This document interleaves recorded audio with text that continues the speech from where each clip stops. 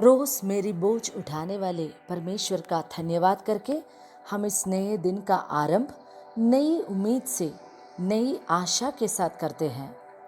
आज के ध्यान के लिए दूसरा तीमुथियुस पहला अध्याय 7वां वचन हम पढ़ेंगे।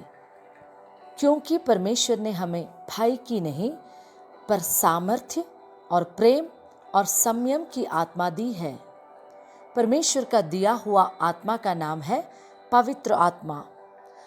मैं तुम्हें कभी भी अनाथ नहीं छोड़ूंगा, ये प्रभु का वादा है हमसे।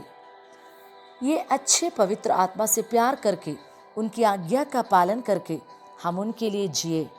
प्रभु का वचन कहता है, जब पवित्र आत्मा एक व्यक्ति के अंदर आता है तो वो हमारे अंदर के डर को हमसे दूर करता है। दूसरी बात यह है कि वो हमें अपने प्यार से भर देता है। तीसरा, हम में वो संयम देता है। एक छोटी सी बात बोलकर आगे जाना चाहती हूँ। लूका रचित सुसमाचार 15वां अध्याय 11 से लेके पढ़े तो एक पिता के 2 बेटों के बारे में यहाँ लिखा है। एक बेटे ने पिता से अपनी सारी संपत्ति मांगकर दूर देश को चला गया। वो अपनी मनमानी से एक अय्याशी जीवन बिताया। उस बेटे को बाइबल पुकारता है खर्चीला पुत्र या प्रोडिगल सन। लेकिन जब उसकी सारी संपत्ति खत्म हो गई तो उसके सारे दोस्तों ने उसे छोड़ दिया। बिल्कुल अकेले हो पड़ा वो। भूख के मारे वो इस देश के निवासियों में से एक के यहाँ जा पड़ा। उसने उसे अपने खेतों में सुअर चराने के लिए भेजा और वो चाहता था कि उन फलियों से जिन्हें सुअर खाते थे अपना पेट भरे, और उसे कुछ नहीं देता था।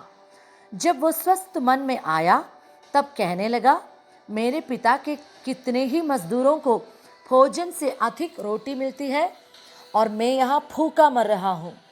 मैं अब उठकर अपने पिता के पास जाऊँगा और उससे कहूँगा कि पिताजी, मैंने स्वर्ग के विरोध में और तेरी दृष्टि में पाप किया है। अब इस योग्य नहीं रहा कि तेरा पुत्र कहलाऊं। मुझे अपना एक मजदूर के समान रख ले। प्रभु का वचन संयम के बारे में इस प्रकार कहता है कि वो ऐसा गुण है जो हमारी मुसीबत की घड़ी में एक अच्छा फैसला लेने के लिए हमें प्रोत्साहित करता है, परमेश्वर की ओर मुड़ने के लिए हमें मदद करता है। पिता के घर से निकल के जाने वाला बेटा, उसकी निराशा की घड़ी में वो अपने पापा के बारे में सोचा, उनके प्यार को याद किया। जब मैं घर था मैं कितना खुश था, मुझे किसी चीज़ की कमी नहीं थी। लेकिन जब मैं अपनी मनमानी से जीना शुरू किया, अपनी राह में चलना शुरू हुआ, मेरी शारीरिक इच्छाओं के कारण मुझे ये सब सहना पड़ा। सब कुछ खो दिया मैंने। अब मेरा जीवन जानवरों के साथ है। उसने ऐसा नहीं कहा कि इसलिए अब मैं जाके खुदकुशी करूँगा, परंतु उसने अपना मन फिराने का फैसला लिया। इसी तरह पवित्र आत्मा भी जब कोई गलत रास्ते पर चलना शुरू करता है तो वो प्यार से हमें संयम देकर वापस प्रभु परमेश्वर की ओर हमें लेके आते हैं। यीशु मसीह के प्यार की ओर हमें खींच के लाते हैं। इन दिनों में इस दुनिया में चारों तरफ कितना भयानक संभव होते हैं।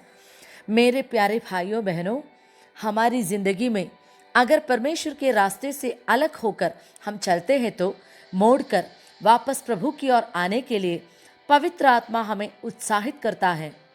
मेरे पिता के घर में किसी चीज़ की कमी नहीं है। सब लोगों को अधिक देने के लिए उनके पास है। उनके घर में खुशियाँ ही खुशियाँ हैं। उस स्वर्गीय आनंद में हमें लेके आने के लिए आज सुबह मिलकर प्रार्थना करें। आज तक अगर आपने उनके प्यार को चक्कर नहीं देखा तो अब है उसका ठीक समय। लौट के आइए उनके पास। उनकी कृपा हम सबके साथ रहे।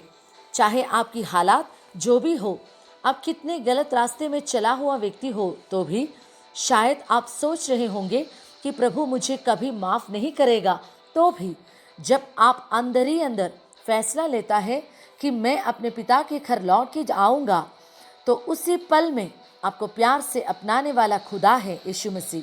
स्वर्गीय महिमा को छोड़कर मेरे लिए और आपके लिए जान देने वाला परमेश्वर क्या कुछ नहीं करेगा हमारे लिए? पवित्र आत्मा उसके लिए हमारी मदद करे। यीशु आप सबको आशीष दे। आमीन।